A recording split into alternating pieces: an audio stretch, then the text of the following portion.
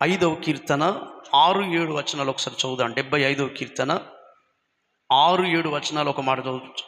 తూర్పు నుండి అయినను పడమటి నుండి అయినను అరణ్యములో నుండి అయినను హెచ్చు అనగా ఘనత అనేది నీకు రాదు. దేవుడే తీర్పు తీరుస్తాడు, ఒకరిని తగ్గిస్తాడు, ఒకరిని ఆయన హెచ్చిస్తాడు. తూర్పు నుండి పడమటి నుండి నీకు ఘనత రాదు, దేవుడే నిన్ను హెచ్చించాలి. సమస్త జనుల కంటే నిన్ను అధికంగా హెచ్చిస్తాను.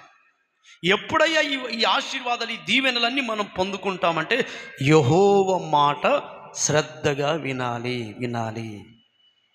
బైబిల్లో దేవుని బిడ్డలారా, నెబుకద్నెజరు ఉన్నాడు. నెబుకద్నెజరు రాజు తనకు తానే హెచ్చించుకోవాలనుకున్నాడు. తనకు తానే, దేవుని ఆజ్ఞ రాలేదు, తనకు తానే హెచ్చించుకోవాలనుకున్నాడు.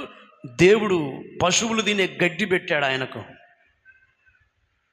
బైబిల్లో హామాను ఉన్నాడు, తనకు తానే హెచ్చించుకోవాలనుకున్నాడు. హామానే కాదు, తన కడుపులో పుట్టిన 10 మంది కుమారులు ఉరికొయ్యకెక్కి ఊరేసుకుని చనిపోయారు. దేవుని ఆజ్ఞ లేకపోతే ఎవడు కూడా పైకి రాలేడు. నెబుకద్నెజరు రాజు లాంటి వానికే గడ్డి తినిపించాడు. హామాను కూడా మొర్దెకైని అనగదొక్కి హెచ్చించబడాలనుకున్నాడు, కానీ హామాను చివరికి చనిపోయాడు.